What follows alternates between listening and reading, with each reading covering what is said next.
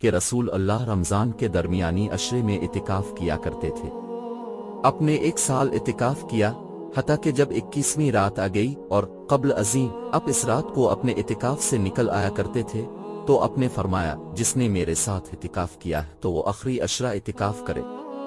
میں نے اس رات لیلۃ القدر کو دیکھا ہے مگر بھلوا دیا گیا ہوں، اور میں نے اپنے آپ کو دیکھا ہے کہ اس کی صبح کو پانی اور مٹی کیچڑ میں سجدہ کر رہا ہوں۔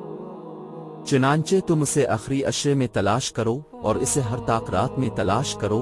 حضرت ابو سعید رضی اللہ عنہ فرماتے ہیں، چنانچہ اسی رات بارش ہو گئی اور مسجد کی چھت جو چھڑیوں کی بنی ہوئی چھپر نما تھی ٹپک پڑی۔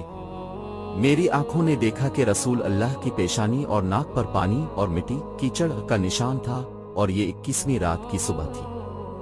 سنن ابو داؤد 1382 ماہ رمضان المبارک کے احکام و